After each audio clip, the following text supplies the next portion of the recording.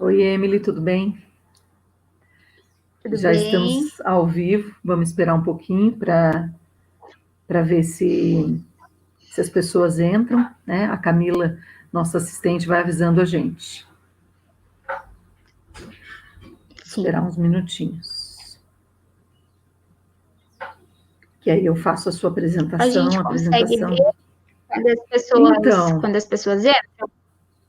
eu não estou vendo nada. Não sei se tem algum jeito da gente ver. Seria bom, né? Perguntar para Camila. Só para ela, eu acho. É, eu vou entrar no canal. Se a gente entrar no canal pelo celular, aí a gente consegue. Só tem que tomar cuidado para não dar microfonia. Vou fazer isso, eu vou pôr o meu celular aqui também.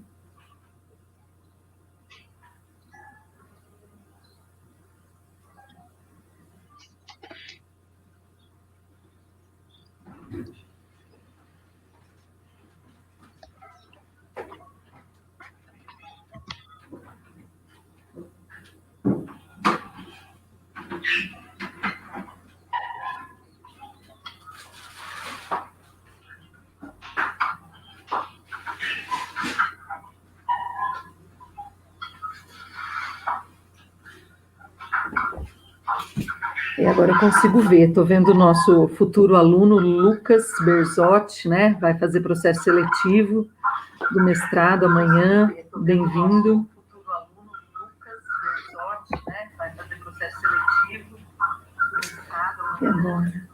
Ah, é porque. Diminuição de números dois. Deixa eu. Aqui. Consegue ver, Emily, as pessoas que estão entrando ou você não consegue? Não, né? Bom, Professora? você consegue ver? Eu também não consigo, só pelo YouTube mesmo, entrando no canal, no outro aplicativo, né, pelo celular. Então, a gente Aham. vai esperar mais Não, um não consigo. pouquinho.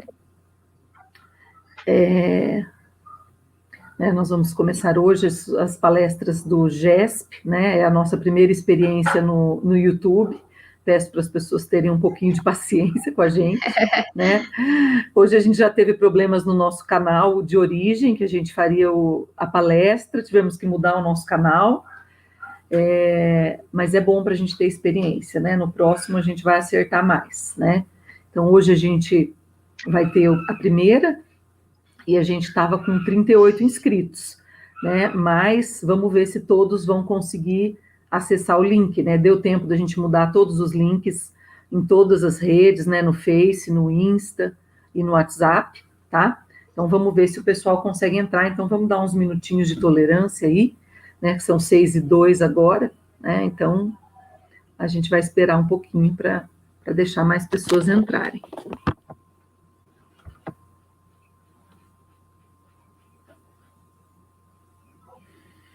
Boa tarde, professor Luizão, acabou de entrar.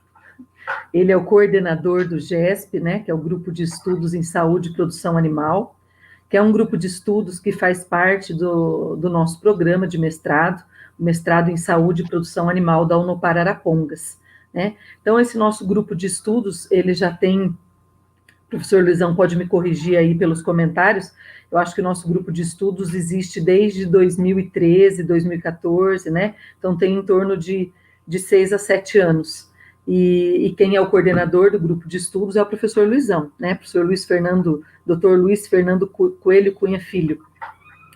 E esse grupo de estudos, no início, ele era grupo de estudos em ruminantes. E 2 anos atrás, o nosso mestrado tornou-se de ruminantes e monogástricos, né? Então, a gente abriu o nosso grupo de estudos para contemplar todas as espécies. Então, esse grupo de estudos foi readequado, né? E o nome mudou para Grupo de Estudos em Saúde e Produção Animal, que é o nome do nosso programa, né? Então, é uma grande alegria a gente poder abordar palestras de pequenos e também dos ruminantes, né? Continuamos com ruminantes e acrescentamos os pequenos animais monogástricos, equinos, né? Então, todas as espécies. E hoje a gente está abrindo esse segundo semestre, né? no formato online das nossas palestras quinzenais desse grupo de estudos. Para quem nunca assistiu presencialmente, se tiver convidados externos, que a gente tinha alguns inscritos de outras instituições, esse grupo de estudos, ele tem o formato de ter apresentações, palestras feitas pelos alunos, pelos discentes do mestrado e também pelos discentes da graduação, com temas escolhidos por eles, e aí os alunos vão assistir, participam das palestras, tá? E ao final tem um tempinho para fazer as perguntas. Gente, coisas ao vivo, vocês estão ouvindo o telefone aqui na minha casa? Tocando, precisa vir alguém para atender. Vamos ver se alguém lá de dentro vem aqui me socorrer. Então, é uma alegria esse grupo de estudos estar agora aberto para pequenos também. E eu fiquei muito feliz da nossa mestranda Emily, que é uma mestranda do 2º ano do mestrado, já está na reta final. Ela aceitou fazer essa palestra de abertura desse 2º semestre do GESP, que é o nosso grupo de estudos em saúde e produção animal. Ah lá, o Luiz Fernando corrigiu aqui, são 6 anos, o nosso grupo de estudos. 6 anos, muito bom. A nossa assistente Camila Hernandes está aqui assistindo, participando, ela está dentro até junto aqui com a gente, ela vai, se vocês tiverem perguntas, vocês podem colocar pelo chat, que ela vai estar anotando e passando para a Emily e para mim. E a Emily, sim, claro, ela vai tentar responder todas as perguntas que possam existir, mas se porventura ela não conseguir responder alguma pergunta também, não tem problema nenhum, Ela pode depois passar para vocês por e-mail, Emily? Fica tranquila. Quero que todos tenham essa experiência, Eu acho que é um novo formato de ensino no Brasil, Muitas disciplinas agora são híbridas, já existe o ensino à distância, o EAD, que é outro formato que já existe há muito tempo. Então, é uma metodologia que os alunos devem se familiarizar, de agora para frente, principalmente, em virtude da pandemia. Então, os nossos mestrandos vão utilizar esse canal do YouTube, para fazer esse treinamento também e fornecer esse conteúdo de qualidade para vocês, tá? E a gente vai ter certificado também, tanto para o palestrante quanto para os ouvintes, somente para aqueles que se inscreveram no Google Forms, deixando seu nome completo, e-mail, depois receberão um certificado digital dessas palestras quinzenais que a gente vai fazer. Camila Hernandes, nossa correspondente na Terra, fale para a gente se a gente começa. A Emily podia se apresentar, Emily? Fala um pouquinho de você, da sua formação, quando você se formou, e por que você resolveu fazer mestrado, e depois de você se apresentar, a gente vê se a Camila dá o start para a gente iniciar. Sim, o Luizão então vamos lá, aqui, gente. Só um pouquinho, Emily. O Luizão corrigiu aqui que o grupo de estudos serve também para estudo de casos clínicos, O grupo de estudos faz atendimentos no Hospital Veterinário da Unopar, e aí a gente aproveita, os professores de clínica e cirurgia aproveitam esses casos e levam essas temáticas para o grupo de estudos, para apresentar, para o público esses casos clínicos vistos lá dentro do hospital ou em atendimentos externos, Bem lembrado, Luizão. Pode falar agora, Emily, fala você um pouquinho. Então, vamos lá. Agora eu já não sei se eu falo boa tarde ou boa noite. Vamos no boa noite. É um prazer estar aqui. O mestrado é algo muito importante para mim. Eu gosto bastante da área acadêmica, Assumi 3 turmas de auxiliar veterinário, já por gostar dessa área de ensinar. Até tem alguns alunos meus que vão estar presentes, E o tema que eu escolhi sobre a castração é algo que vem crescendo bastante. Como eu estou na rotina clínica e na rotina cirúrgica, eu noto bastante hoje o interesse dos proprietários, já quando adquirem um animal ou quando adotam um animal, saber sobre a castração, os benefícios. E eles trazem muitas perguntas, muitos mitos que hoje eu queria estar aqui comentando um pouquinho com vocês, O que é mito e o que é verdade, os benefícios da castração. Eu coloquei bastante foto, na verdade, assim, eu tive um pequeno tempo para preparar essa. Na verdade, eu quero mais fazer um bate-papo, né? Quero que vocês me mandem as dúvidas e eu quero comentar bastante como é mais na minha rotina, né? Eu me formei em 2015 pela Unopar, desde então eu comecei já a trabalhar na área de cirurgia de pequenos animais, então eu quero comentar o que eu venho acompanhando desde esse tempo, né? De 2015 para cá, o que eu noto dos proprietários, as dúvidas, os problemas frequentes que eu pego nos animais, né? Então, eu trouxe bastante fotos e vou comentar bastante com vocês a minha opinião de médica veterinária e o que eu pesquisei também em artigos recentes, né, do que eles trazem sobre a castração. Muito legal, Emily, o que você preparou para nós, bem legal. Gostei. Eu acho que agora, Camila Hernandes, faz um sinal para mim, se a gente pode começar, o que você acha? Eu acho que já dá para a gente começar, né, para a gente também não atrasar, tá?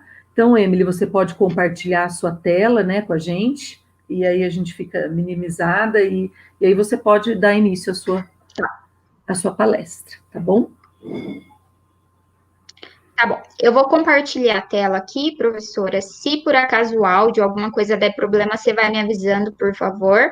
E sobre o tempo também, porque senão, às vezes, eu passo batido aqui. Tá bom, eu vou cronometrando o seu tempo, tá? E depois eu quero que você fale, não sei se no meio da sua palestra você vai falar, eu queria que você contasse um pouco para a gente do seu projeto de mestrado, com o seu orientador Bernardo Kemper, né? Então, se você puder comentar um pouquinho, seria legal. Ó, a imagem está perfeita, o som está ótimo, está tudo ok, tá? Perfeito. Perfeito. Então, vamos lá. Quando eu entrei no mestrado, já pensando na área de pequenos, né, que é a área que eu atuo, é a área que eu me dedico, né, desde formada, é a área onde eu tenho atuado. Então, o professor Bernardo, já havia sido meu orientador de TCC, né, a gente tinha realizado já alguns projetos, né, durante a minha graduação. Então, já para falar do meu projeto de mestrado, né, a gente optou por fazer dentro de castração a minha tese, né, o que é bem bacana. Nós vamos comparar duas técnicas, na verdade a técnica é a mesma, a gente vai comparar duas formas da síntese cutânea, ou seja, o fechamento da pele no final da castração. Né?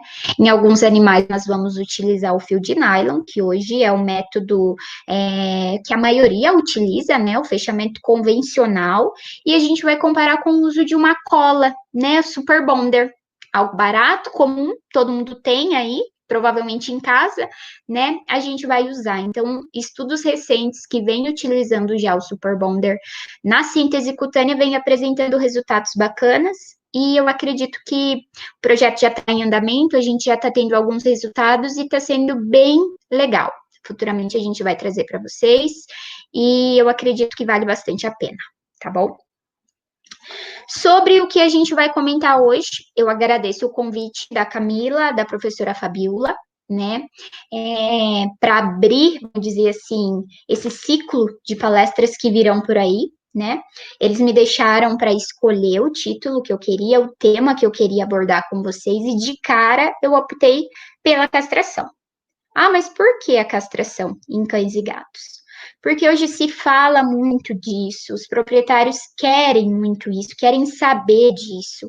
E ainda existem muitos mitos antigos que as pessoas ainda trazem para os dias de hoje, né? Dúvidas sobre a castração. Então, eu optei por falar desse tema.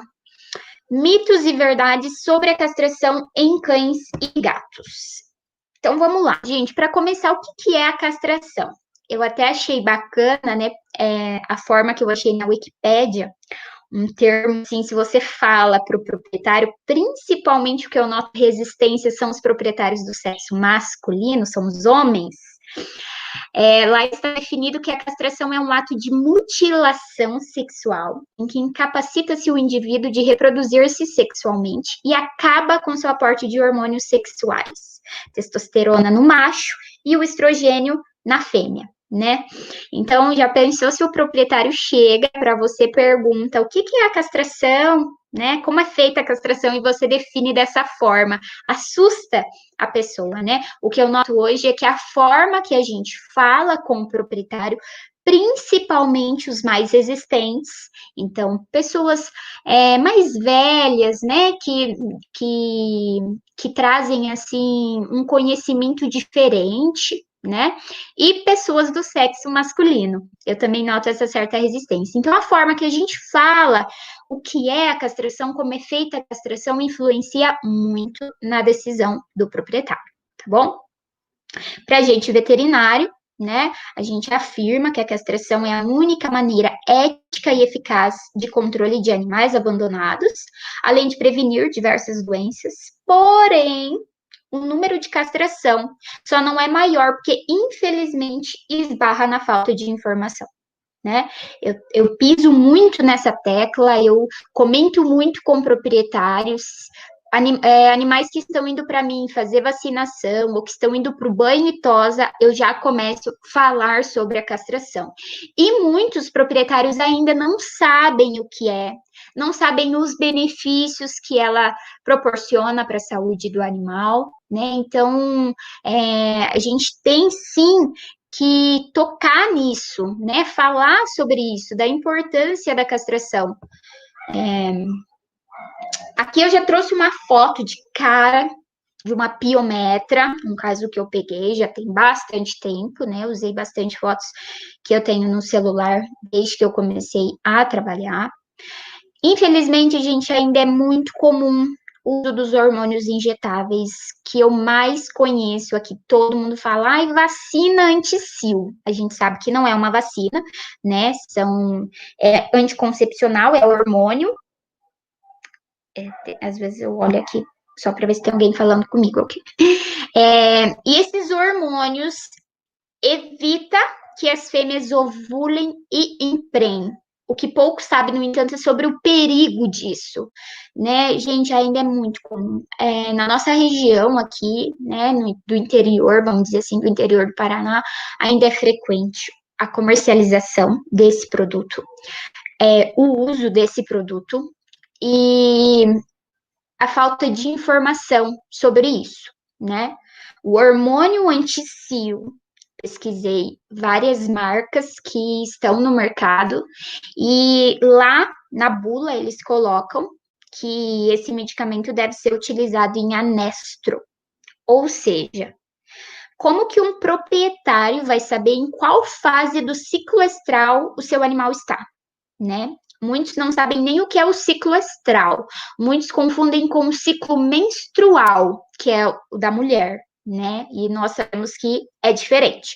O ciclo estral do animal, dividido em 4 fases, é diferente do ciclo menstrual das mulheres. A cadela e a gata não menstruam, né? Então, eles não sabem quando é o anestro. E o que eles acabam fazendo é utilizar quando o animal está no estro, ou seja, está no cio já.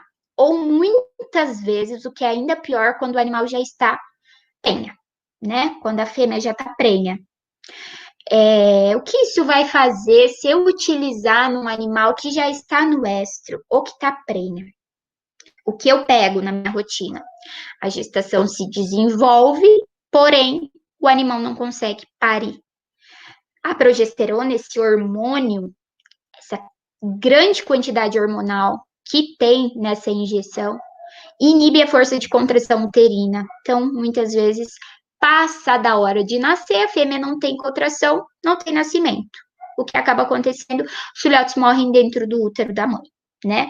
Quando essa cadela não cruzou, ou seja, não vai ter gestação, eu acabo pegando também com uma certa frequência o desenvolvimento da infecção uterina, que é a piometra, que é isso que está na foto.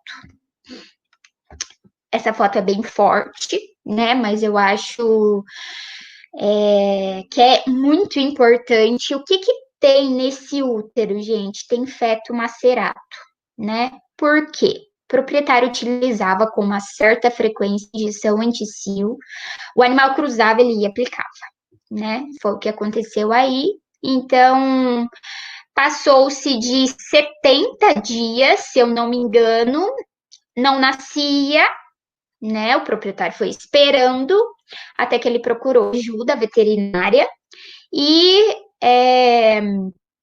o que ele comentou foi sobre fazer o uso, a cadela tinha cruzado com o macho, ele aplicou a injeção, a cadela não cruzou e começou a ter secreção fétida pela vagina, né, purulenta, e quando a gente abriu, a gente encontrou, ó, até aqui uma escápula de um feto macerado, né. É uma pena, né, que isso ainda aconteça hoje, com tantas formas de disseminar informação, né? Tantas redes sociais falando disso. Eu acho que a gente, como veterinário, deve ainda e muito falar sobre a castração, né? Com todos os proprietários. Sempre estar comentando sobre isso, porque é muito importante, realmente. Para a saúde do animal, é muito importante. Aqui mais uma foto, né? Também de uma cadela, também olha o tamanho desse útero. O proprietário estava achando que o animal estava prenha, né? Que a fêmea estava prenha, e na verdade estava desenvolvendo piometra. Esse útero estava crescendo de tamanho, mas o motivo não é a gestação. Até aqui eu troquei os slides. Leiomioma, gente, leiomioma, ele é uma neoplasia benigna, comum em fêmeas, né? Comum em cadelas. E esse animal que eu peguei aqui estava com um aumento de volume na região perineal. O animal estava com alterações na hora de urinar, né? O proprietário estava acreditando que era infecção urinária, mas daí ele notou realmente um aumento de volume nesse períneo. Esse animal também foi castrado, ele não era castrado, era inteiro, né? E os tumores vaginais são das neoplasias mais frequentes que a gente tem no trato reprodutor das fêmeas, né? E os hormônios sexuais podem influenciar bastante no seu aparecimento.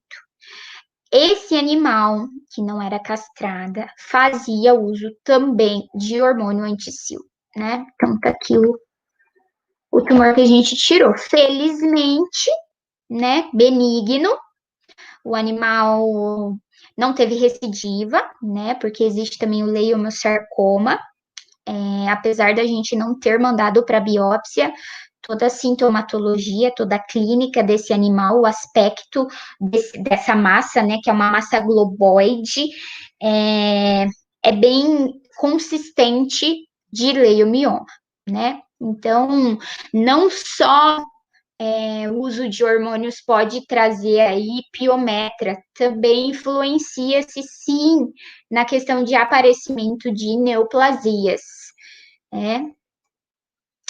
Essa foto aqui, gente, é bem interessante. Quem é veterinário aí vai saber o que tem nessa foto, né? Veio esse caso para mim como piometra, para fazer castração de piometra, né? Esse animal estava apresentando secreção vaginal, mas geralmente quando o animal urinava. Então vinha uma quantidade de sangue, o proprietário via uma quantidade de sangue ali na vulva, e ele achava que tivesse vindo do útero, mas não, estava vindo da bexiga, né? Então, na palpação, eu notei que tinha uma consistência bem endurecida e não estava no útero, estava na bexiga. Mas o proprietário já veio, né, com o diagnóstico, com a carta de encaminhamento para uma cirurgia de piometra. E o que era isso?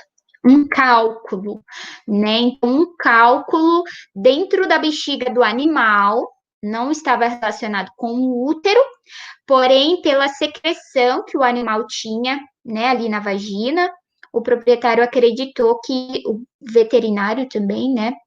Então, gente, a questão do diagnóstico também é muito importante, né? A gente pode fazer uso de exame ultrassonográfico, né? De ultrassom, quando a gente tem alguma dúvida quando quer fechar o diagnóstico corretamente. Então, isso vale até como uma dica, né, para os veterinários que estão aí, para os alunos que estão aí se formando, né, sempre solicitar exames, né, geralmente um animal com piometra, nós solicitamos, e é de extrema importância, um exame de sangue, né, a gente pode encontrar aí uma leucocitose, né, até mesmo uma leucopenia, mas a gente encontra alteração nas células de defesa, e o exame ultrassonográfico fecha o diagnóstico, né, ele vai nos dar a imagem desse útero aí, que vai estar com acúmulo de líquido, né, de secreção, seja purulenta, sanguinolenta, mas ele consegue notar uma alteração. Nesse animal, então, nós não fizemos o ultrassom, mas pela palpação a gente conseguiu verificar que o problema estava na bexiga, né? Então, aqui um cálculo vesical, e olha esse, gente. Não é do mesmo paciente, mas eu adoro essa foto, então eu quis colocar. Esse cálculo, na verdade, foi feito a cirurgia, se eu não me engano, pelo professor Bernardo, e eu quis colocar porque eu já, não é o primeiro caso, né? Eu já conversei com alguns colegas veterinários que também já viram confusão, vamos dizer assim, entre cálculos grandes, né? De bexiga confundindo com piometra. Outra foto, né? Um animal com piometra. O útero a gente nota, né? O aumento do tamanho, o conteúdo que tem dentro, né? Do lúmen. O que esse animal tinha? Ele tinha essa secreção aí. O proprietário começou a observar, né? Uma secreção com um cheiro. Geralmente eles falam um cheiro fétido, um cheiro podre, um cheiro forte, né? E a gente tem que lembrar também, gente, que a secreção ela vai estar presente em casos de piometra aberta, tá?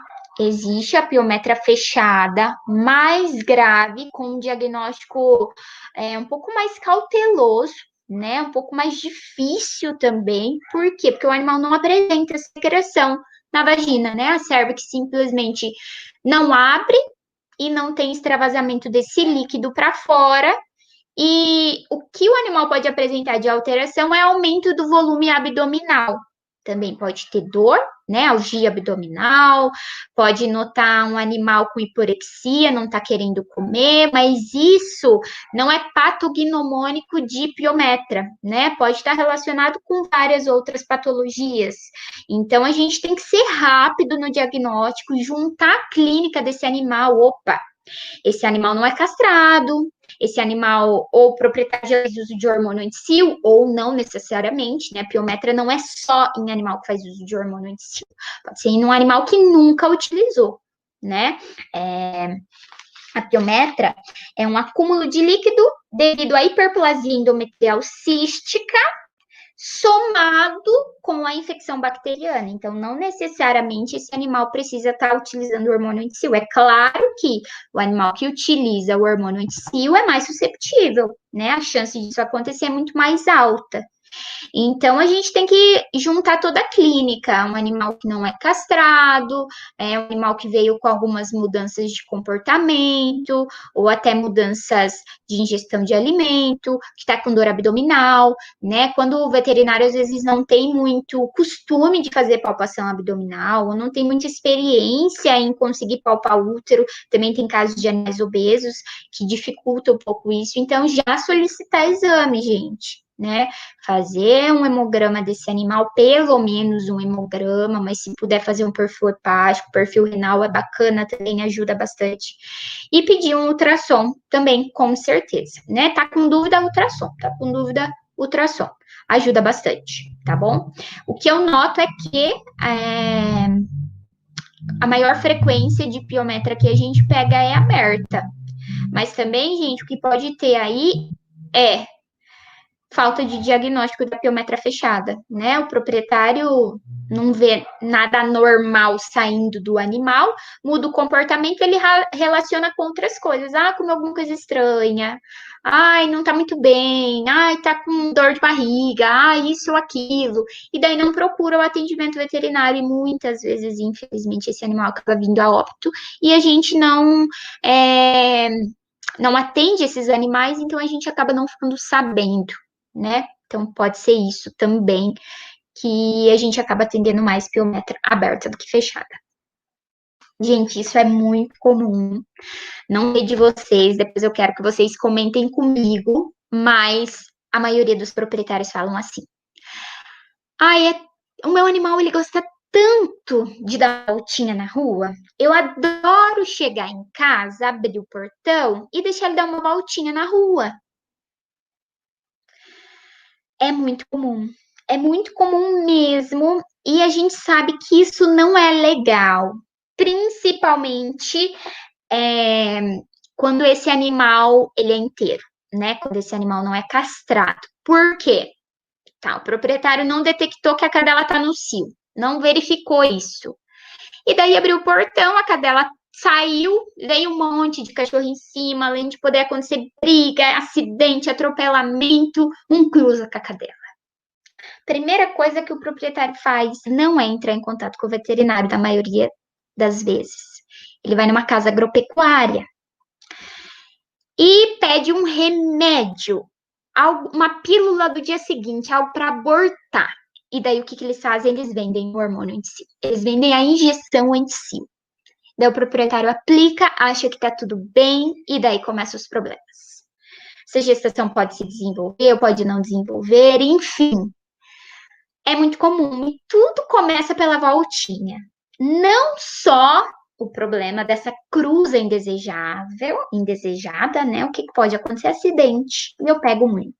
Então, olha, esse animal saiu para dar a sua voltinha e voltou com essa ferida linda no membro, né? Então, tá aí o resultado de uma voltinha não tão bacana, com um final não tão feliz, né?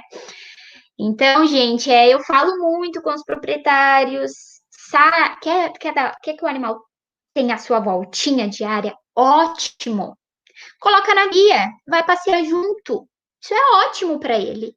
No exercício físico, eu indico muito para o animal, é bacana. Aliás, o animal vive em apartamento, o animal vive numa casa que não tem quintal, que não tem espaço, ele precisa, assim, principalmente quando está na fase jovem, ele precisa queimar energia, né? Porque senão começa a destruir tudo, vai destruir tua casa, vai comer teu carro, enfim. Então, os passeios, o exercício físico ajuda muito e é muito importante para o animal.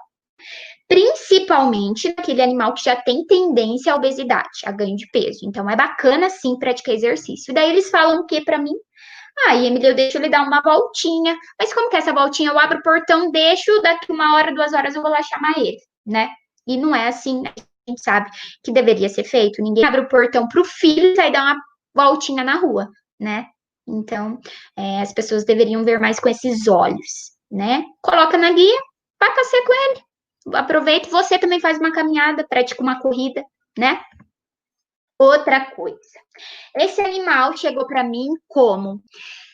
Cruzou com a cadela e quebrou o pênis. No telefone me falaram assim, né? Eu tô com um animal aqui, ele tá com o pênis fraturado. Ele cruzou com uma cadela, o pênis não tá entrando. Não volta mais. Falei, tá bom.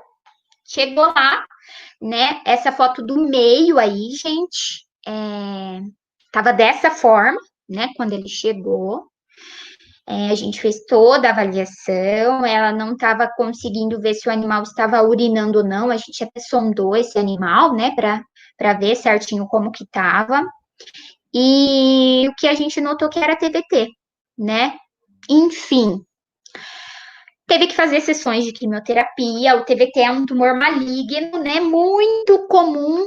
A gente pega assim bastante. Não sei aí, mas assim, eu ia falar, não sei aí na cidade de vocês, mas enfim, estudei em Arapongas e lá era muito comum animais de rua, né? Animais errantes. Aqui em Jandaia, onde eu resido hoje, tem muito casos de animais errantes. Apucarana muito, atendo bastante pessoal de Apucarana, atendo alguns casos de Maringá também. Enfim, na nossa região, gente, infelizmente o abandono de animal é comum, né? E acaba acontecendo o quê? A disseminação dessas patologias por aí. Porque a gente sabe que o TVT, tumor venéreo transmissível, é um tumor transmissível pela cópula, né? Recentemente, eu até não consegui pôr foto desse animal, mas eu peguei um caso de um animal com um tumor nasal. Nossa, mas sexualmente transmissível, por que esse tumor está crescendo no nariz desse animal? Porque os cães e as cadelas têm o costume de cheirar, de lamber os órgãos genitais, né? Então, esse tumor também tem relatos na boca, no nariz, e menos frequente, mas também pode nascer em outras áreas do animal, né? No corpo em geral.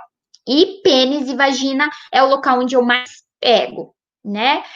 Por sorte, gente, é um tumor que, vamos dizer assim, é facilmente tratável. A maioria responde positivamente bem, né? Responde bem à quimioterapia, tem uma redução rápida, né? A gente faz como? Faz aplicação, o quimioterápico de escolha, geralmente, é a vincristina, são aplicações semanais.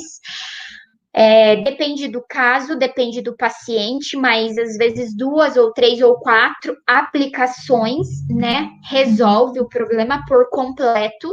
O que tem que tomar cuidado a transmissão para outros animais. Então, quando não é fechado o diagnóstico, o proprietário não sabe os riscos, ele acaba colocando esse animal em contato com outros, e daí acaba outros adquirindo também. E o que pode acontecer quando isso acontece na fêmea, gente, e a fêmea está gestante, o correto é que essa fêmea seja submetida à cesariana. Tá aí a importância, de novo, do ultrassom, para ver o tempo de gestação, né? Como que está o desenvolvimento desses filhotes, para a gente se programar para uma cesariana. Por quê? Além desse tumor, ele cresce, assim, eu pego casos, ele é relatado na fêmea como aspecto de couve-flor. Então, ele vai crescendo por dentro da vulva, assim, por dentro da vagina, e ele acaba impedindo a passagem do filhote, tá? Então, em muitos casos, a cadela não consegue parir, porque o tumor obstrui a passagem, né? E outros casos é a contaminação do filhote também. Então, pode acontecer o parto, né? Eu peguei recentemente um caso de Mandaguari, de uma cadela de rua. Eles trouxeram para mim porque ela criou e ela não parava de lamber a vagina. Tipo assim, eles já tinham passado dias e eles acreditavam que ela já não estava mais se limpando, né? E eles trouxeram e a gente viu que era um TVT e eu pedi para eles ficarem de observação nos filhotes, porque os filhotes podem desenvolver também, porque tiveram um contato direto ali com as células tumorais, né? Gente, essa questão tem bastante controvérsias, né? Emily, e a influência dos hormônios no tumor de mama? Eu comentei assim brevemente anteriormente aí com vocês, mas enfim, vamos falar melhor sobre esse assunto. Esse é um paciente que nós tivemos que fazer mastectomia por ter neoplasia mamária, né? Por ter tumor de mama. O que nós sabemos hoje é que, se você castrar o animal antes do primeiro cio, você reduz aí em 90% a chance dele ter câncer, principalmente o de mama, tá? Então, isso é comprovado, isso a gente sabe. Emily, mas e se passar o primeiro cio? Se eu castrar antes do segundo cio? Bem, diminui um pouco essa taxa aí, mas ainda assim é benéfico, tá? Então, alguns autores dizem que castrando até os 2 anos, outros até os 3 anos, você ainda tem uma influência, assim, direta na redução de neoplasia, tá? E alguns outros autores dizem que realmente é o primeiro e o segundo cio, ou seja, até 1 ano de vida do animal, castrando antes disso, que você vai ter, sim, uma resposta positiva nesse animal não ter câncer, não ter neoplasia, tá? Mas o que o hormônio tem a ver com isso, né? A gente relaciona muito com a questão do estrógeno, né? Então, os ovários que fazem a produção desse hormônio e notam-se que tem relação, sim, em casos de principalmente animais, às vezes, com cisto ovariano, que tem uma produção exagerada de estrógeno, ou que faz uso dos hormônios anti-cio, né, que vem com uma grande quantidade de hormônio aí, acaba, sim, predispondo a neoformações, né? Então, a gente sabe que tem influência do hormônio nos tumores, né? Tanto para o macho, tanto para a fêmea. E a gente recomenda a castração antes do primeiro cio. E para o macho, nós recomendamos também antes do 6º mês de vida. Emily, isso é para todas as raças? Não, gente. Não é para todas as raças. A gente tem a questão das raças grandes e gigantes, que crescem até 12 meses, 18 meses, e essas raças não devem ser castradas antes de atingir o seu ápice de crescimento, ou seja, antes de crescer o máximo. Por quê? Porque você tirando os ovários ou os testículos e diminuindo a produção hormonal, influencia-se no crescimento. Esse animal não vai ter o desenvolvimento completo, esse animal vai ficar menor. Só que não é só a questão do tamanho, é a questão também do desenvolvimento das articulações, né? Muitas vezes, se você castra esse animal muito precocemente, essas articulações não ficaram bem formadas, esse animal pode ter problema articular pela castração, né? Então, eu costumo Emily, o que eu faço? Animal de pequeno porte, a gente castra assim antes dos 6 meses, antes de entrar no primeiro cio. Animal de médio porte, também eu castro até os 6 meses.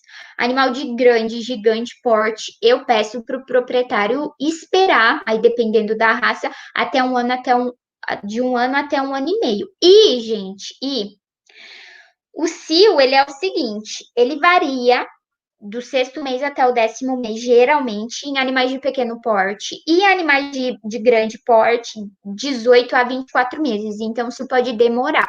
Eu tenho um proprietário que me procura às vezes assim, Emily, a minha cadela tá com 1 ano e ainda não deu cio, tem alguma coisa errada com ela. E não, tá tudo normal, né? Tá desenvolvendo ok, só que ainda não atingiu a maturidade, né? Ainda não deu o primeiro cio, mas nada normal com ela, tá? Então, às vezes, a gente espera esse animal ter até 1 ano, 1 ano e meio para castrar, e esse animal ainda não deu o primeiro cio, então ainda vai ser bacana pela questão, né, do câncer de mama, principalmente para as fêmeas, tá? Mas a gente deve sim respeitar esse crescimento no animal.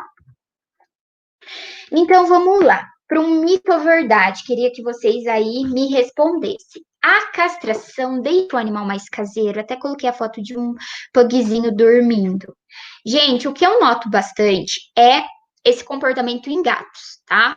A castração dos gatos deixam sim os animais mais caseiros, vamos dizer com essa palavra que eu coloquei aí, eles ficam, sim, mais calmos. Por quê? Porque perde aquele interesse de sair à procura de parceiro, né? No caso das fêmeas, perdem o interesse de ir atrás de macho, fugas, gato faz muito isso, cachorro não tão frequente, né? Gato escala, pula muro, enfim, apesar que tem cachorro que também faz isso.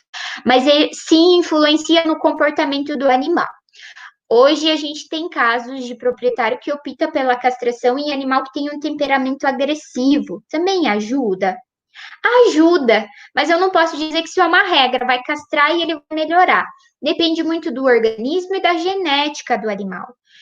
Eu tenho muitos casos de animais que depois da castração melhorou e muito no comportamento, ficou mais dócil, ficou mais receptível a carinho, né, brincadeiras, perdeu aquele interesse de ficar subindo em pernas, né, de proprietário que fica fazendo de namorada, né, alguns objetos estranhos, por exemplo, até as pernas das visitas, né, então a gente tem notado isso também. Eu recomendo para isso? Recomendo, mas eu sempre faço uma observação para o proprietário, tá? Isso não é uma regra, não é 100% certeza que isso vai acontecer.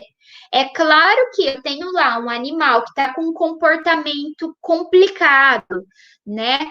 E a gente pode tentar aí, por exemplo, fugiu a palavra da minha cabeça. a gente pode tentar o adestramento desse animal, né? De conjunto com um profissional que entende o comportamento do animal, fazer um adestramento desse animal. E eu noto também que muitos adestradores recomendam a castração, né? E eu, como profissional, recomendo o adestramento, mas também recomendo a castração. Muitas vezes eu falo para os proprietários, testem a castração primeiro e vou ensinando alguns comportamentos que eles devem ter em casa, né? Eu sempre lembro eles que, principalmente para o cão, é como se eles vivessem numa matilha, né? Então, eles vão escolher um alfa e aquele alfa eles vão respeitar. E os animais, muitas vezes, os machos, eles tendem a ser o alfa, eles querem ser o dominante da casa. E eu ensino para o proprietário que eles têm que mostrar para o animal que quem manda é o proprietário, né? Mas isso é através de surra, tapas e broncas? Não, não. A gente vai ensinando algumas dicas para o proprietário ir manifestando, né, esse domínio e acaba daí sim impondo algumas regras e o animal começa a receber melhor, né, a respeitar melhor e as coisas começam ir dando mais certo, né? Gente, isso eu ouço com uma grande frequência. Fêmeas devem ter ao menos uma ninhada antes de serem castradas? Ou a fêmea deve entrar no primeiro cio para ser castrada? Ou a fêmea deve cruzar, ou o macho deve cruzar pelo menos uma vez antes de ser castrado? Eles têm essa necessidade sexual, precisa, né, dessa necessidade aí de uma cruza? Não, gente, isso é mito, tá? Isso é mito. Eles não precisam de uma ninhada, eles não precisam criar antes de ser castrado, eles não precisam cruzar antes de ser castrado. Isso é mito, não tem nenhuma comprovação científica, tá? Na verdade, tem mais estudos hoje que mostram o inverso, né? Igual a gente comentou ali de castrar do primeiro cio. Então, o que eu tenho que falar para os proprietários, às vezes até tento mostrar alguns estudos, é nisso, na diminuição da chance desse animal ter neoplasia se ele for castrado antes do primeiro cio. Enfim, o que eu tento fazer o proprietário ver é isso. Mas isso é muito comum e acaba acontecendo muito. O proprietário espera o animal ter o primeiro cio para depois castrar, daí esse animal vai lá, cruza, né? E depois aí, ó, igual nessa foto, 3, 6, 7 filhotes ele vai ter para se responsabilizar, né? Em alguns casos, animais de raça, vende, ok, não é porque é um animal de raça que não vai sofrer o abandono, a gente sabe hoje muito bem disso, a gente sai para as ruas e vê animais de raça por aí, né? E se é sem raça definida, se vem muitas fêmeas, difícil doar, hoje é difícil quem quer animal, às vezes esse proprietário acaba ficando com todos os animais, daí tem a questão do, a castração é cara, não vou conseguir castrar todos, e daí começa o uso das injeções anti-cio, né? Então, assim, se você ir lá castrar o teu animal, você vai diminuir, se eu castrar, perdão, se eu castrar o meu animal, ele não vai ter envolvimento com os animais externos, ou seja, eu cuidando do meu, não vai reduzir os animais abandonados, os animais de rua. Se todo mundo pensar assim, gente, tá errado, né? A gente sabe que influencia sim, a gente nota proprietário que vai mudar de casa e abandona o animal, que vai para o apartamento, ou que depois que tem filho, abandona o animal. E eles não estão analisando se é um animal de raça, se é sem raça definida, enfim, vai para a rua, né? Sofre maus tratos, é atropelado, dá crias por aí. Então, assim, castre o seu animal, insista para o seu cliente, para esse proprietário castrar o seu animal e mostre para ele que sim, ele está fazendo um benefício para todos, né? Professora, eu estou no tempo aí, tá tudo ok? Todo mundo me ouvindo? Às vezes fica mudo, eu fico preocupada. Então, outra coisa. Castrar o animal é crueldade. Estou ouvindo sim, tudo certo. Tá? Então, o tá bom. tempo já está bem avançadinho. Ah, beleza, eu vou tentar ser mais rápida, gente. Não, pode então, terminar seu conteúdo, tá excelente, viu, Emily? Beleza, Parabéns. obrigada. Então, vamos lá. Castrar o animal é crueldade? Também noto muito isso. Gente, hoje existem métodos de anestesia extremamente seguros, analgésicos, né, opioides, seguros, eficazes. Esse animal não vai sentir dor no procedimento. Esse animal não vai sentir dor no pós-operatório. No final da apresentação, eu vou falar rapidamente sobre a cirurgia minimamente invasiva. Hoje a gente fala muito disso, os proprietários procuram muito por isso, né, por ter um corte pequeno, ser pouco invasiva. Então, para esse animal, é uma mínima manipulação, ele não vai ter dor no pós-operatório, aquelas dores de cortes grandes, é mais fácil de cuidar, né? Enfim, não é crueldade. A gente tem que falar para os proprietários, explicar o que é anestesia, o que é anestesia inalatória, né? O que são os analgésicos que nós utilizamos, que eles não vão ter dor no procedimento, que eles não vão ter dor no pós-operatório, e o que eles estão fazendo para o animal é a melhor coisa, né? Animal castrado engorda com mais facilidade, eu noto muito isso também, as pessoas me procuram bastante. Gente, isso é mito, não é verdade. O animal deve, em toda fase da vida, praticar exercício físico e receber uma alimentação balanceada. O que eu noto muito ainda aos proprietários. Ai, meu animal, eu tô comendo bolo, ele pede bolo de fubá. Ai, meu animal, ele sabe quando vai ter churrasco em casa, ele já começa a pedir carne. Ai, meu animal, ele adora batata frita. Nossa, sorvete, ele ama sorvete. Ai, meu animal ama dormir o dia todo. Ele não gosta de buscar bolinha. Então, gente, a castração não é o problema é a rotina que esse animal tem, o problema é a alimentação que esse animal recebe, o problema é esse animal não praticar exercício físico, né? Então, vai ser castrado e daí vai começar a engordar e a culpada vai ser a castração, e não é isso, né? Eu tenho aqui na minha casa 7 cães, alguns castrados, eu tenho 8 gatos, todos castrados, e não tenho problema de obesidade com nenhum deles, né? E tenho muitos clientes, muitos pacientes, grande parte, graças a Deus, castrado e que não tem problema de obesidade. Mas a primeira coisa que eu já começo, nas primeiras consultas, nos primeiros acompanhamentos desse animal, já quando filhote, é falar sobre a importância da ração, né? Falar, até teve a palestra que foi muito bacana, com a professora Fabiola, com o professor Zé do Peixe, né? E falava bastante sobre a questão do alimento. Ele comentou sobre a dieta caseira e comentou sobre a ração seca, né? Eu sou a favor da ração seca. Eu tenho alguns proprietários que optam pela dieta caseira, mas a gente tenta fazer algo balanceado, né, para não predispor o acúmulo de peso aí, de gordura no animal, né? E outro ponto é o exercício físico. Eu falo muito sobre isso.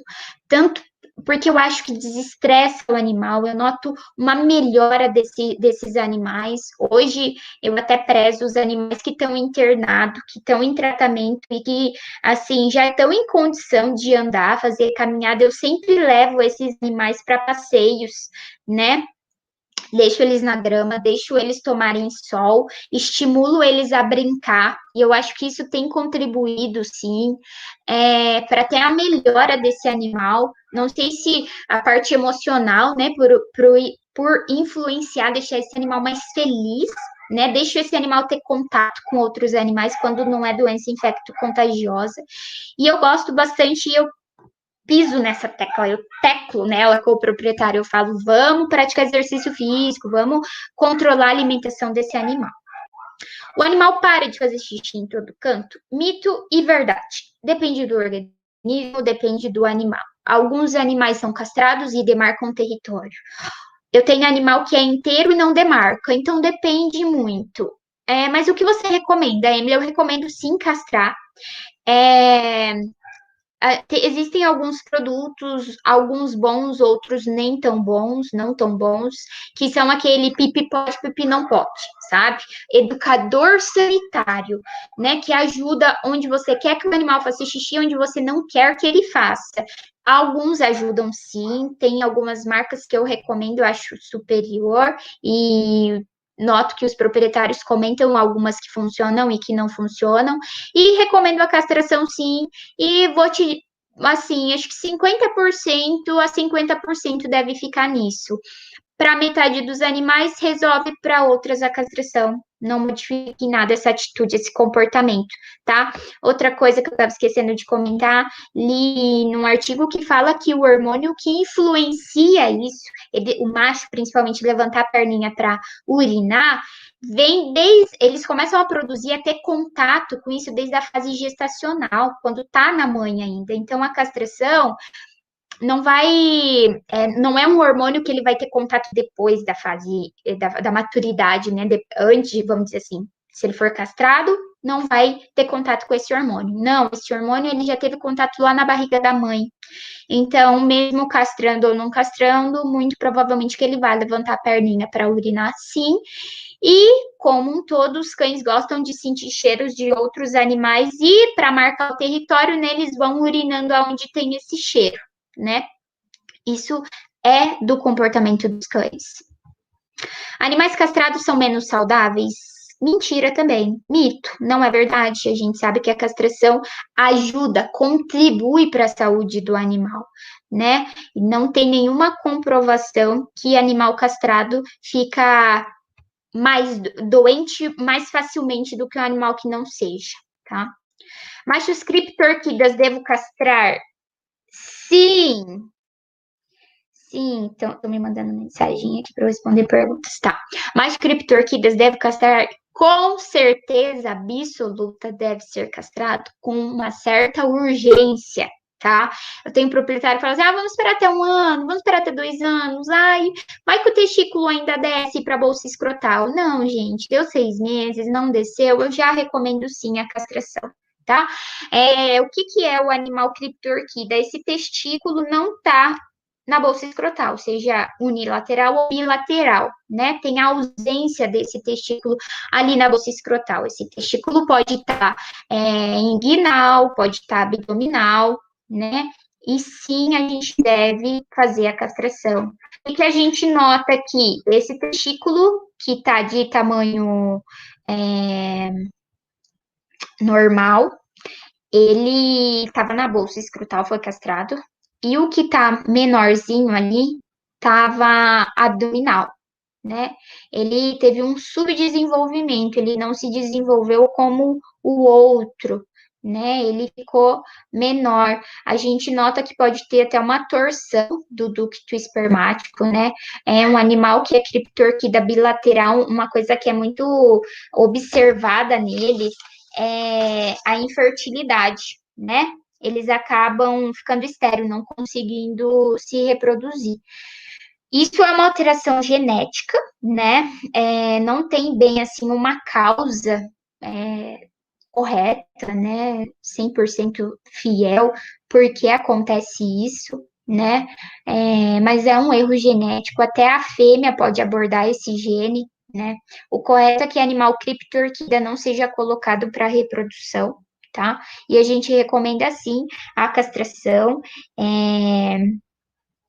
o quanto antes, até para evitar a chance de neoplasia. Um animal criptorquida, um macho criptorquida, apresenta uma taxa maior de chance de desenvolver neoplasia do que um animal normal, né, que tem os 2 testículos ali na bolsa escrotal.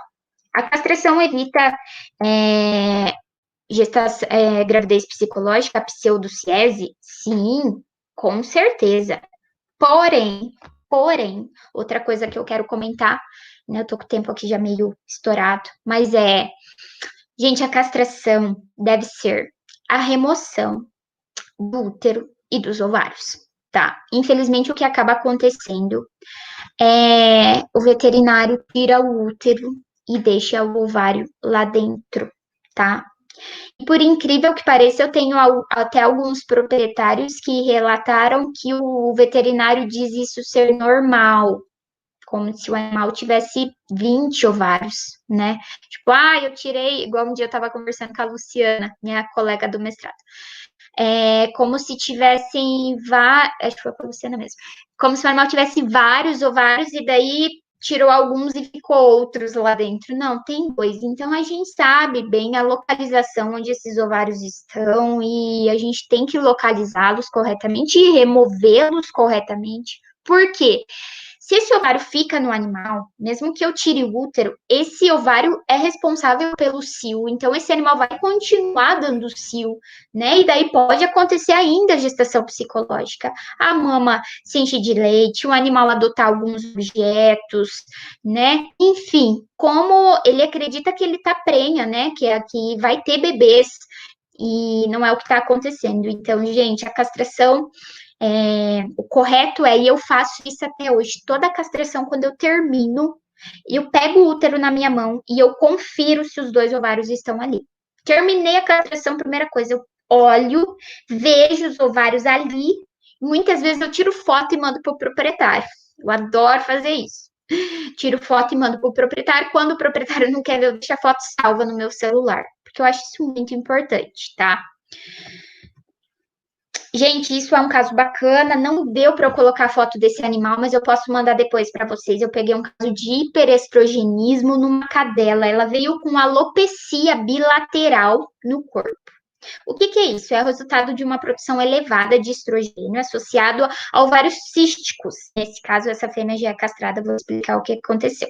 São observadas manifestações similares após a administração, né, de estrogênio no tratamento de incontinência urinária após a castração ou uso de hormônios anti-cio. Então, essa fêmea ela foi castrada há alguns anos e ela teve incontinência urinária após a castração. Né? O que a gente nota é que o estrogênio, quando cessa, vamos dizer assim, diminui muito a produção dele, ou seja, remover os ovários desse animal, esse animal pode ter uma certa falta da contração ali da musculatura e acaba sofrendo de incontinência. Né? E essa proprietária começou a usar estrogênio para auxiliar nesse problema, na incontinência urinária, e realmente ajudou bastante, ela me disse 90%, porém, esse animal começou a ter queda de pelo bilateral, né, ausência até mudança na coloração da pelagem, e a gente relacionou que foi por esse motivo, pela ingestão, pela administração do estrogênio, ela hoje não está fazendo mais o uso, e a pelagem está voltando ao normal. Tá? Então, o que pode acontecer, gente, é quando a cadela não é castrada e tem cistos nos ovários. Até estou fazendo um curso de dermatologia, o meu professor Luciano mostrou bastante casos disso, e é o caso que ele pega com maior frequência, é no caso de ovário policístico, né? E castrou, resolveu. Né? Então, a castração aí, outra doença, outra patologia que a castração ajuda, né? E, gente, só para comentar rapidamente, a castração é minimamente invasiva. Então, hoje a gente utiliza uma técnica através do gancho, né? A gente já não coloca mais o dedo, vamos dizer assim, para pescar o útero dentro desse animal, para pescar o ovário, a gente utiliza o gancho. É rápido, menos traumática para o animal, menos indolor, tem uma recuperação mais rápida. Esse animal, muitas vezes, quem me segue aí nas redes sociais, às vezes eu posto no Instagram filmagens, fotos de um animal no pós-operatório, muitas vezes imediato, ou pós-operatório já com alguns dias, brincando, correndo, pulando, normalmente. A chance de ter também acidentes como soltar a sutura, né? A gente fala deiscência, evisceração, eventração, né? Abrir ali, sair intestino, outros órgãos para fora, diminui bastante a chance disso acontecer porque o corte é bem pequenininho, né? Então, hoje em dia, os proprietários que são mais resistentes à castração, mas a gente começa a abordar essa alternativa, vamos fazer uma cirurgia menor, a gente vai tentar fazer o menor possível para ter uma recuperação tranquila, principalmente, gente, animal de colo, sabe, cachorro mini, os toys, né, ou o gato que fica muito em colo de proprietário, o proprietário não quer passar a mão no abdômen futuramente desse animal, sentir um corte desse tamanho, ou sentir fios internos, o proprietário não quer isso, né, então essa castração veio para acabar com os problemas. Gente, é isso. Eu sei que eu extrapolei o tempo. Eu vou ver as perguntas agora, mas agradeço de coração. Espero aí que vocês tenham gostado. E se ficou algum outro tema, né, que a gente veio comentando, a gente pode fazer um outro encontro, né? e comentar melhor sobre outros assuntos que vocês tenham interesse, tá bom? Mas eu agradeço de coração a oportunidade. Obrigada. Ai, obrigada eu, Emily. Parabéns pela sua apresentação, viu? Vocês estão me ouvindo? Parabéns, foi Eu estou excelente. ouvindo bem. Eu tenho muitas perguntas, o pessoal interagiu bastante, tá? Foi excelente, eu acho que vale a pena extrapolar um pouco o tema quando o pessoal está interessado, quando o pessoal está participando, né? Então, quando tem essa interação, vale a pena. Então, Emily, acho que eu vou escolher algumas perguntinhas aqui para não deixar passar em branco, né? Deixar o pessoal sem respostas. Mas a Camila Hernandes deu uma ideia bem legal para a gente pegar essas perguntas e a gente vai postar no grupo do GESP, né? No Insta do GESP, em formato de perguntas e respostas com essas perguntas que enviaram. E aí você mesma responde todas. E agora a gente escolhe algumas para você responder, pode ser? Uhum. Então tá, eu separei algumas você já respondeu durante a sua apresentação, tá?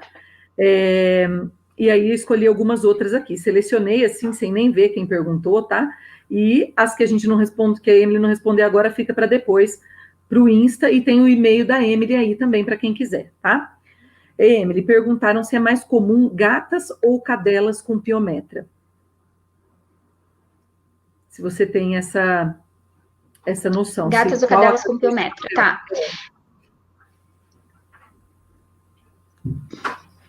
Tá, gente, tem um ponto que é o seguinte: proprietários de gatos muitas vezes têm superpopulação e gato é muito arisco, é muito difícil do proprietário pegar. Eu tenho proprietários que assim, não tem caixinha de transporte, tenta levar esse animal no colo, saindo de casa já ouve barulho, já se assusta e acaba não conseguindo levar para o veterinário, né? Então, isso é um ponto negativo da área de felinos, mas acontece. Cachorro é mais fácil, por quê? Você coloca uma focinheira, você às vezes já está acostumado a andar com os cachorros dentro de carro, então sim, eu atendo mais cadelas com piometra, mas não por acontecer mais em cadelas. É mais fácil o diagnóstico. Mais atendo realmente, tá? Isso, beleza. Sim, isso. Mas acaba acontecendo bastante nas duas. Entendi.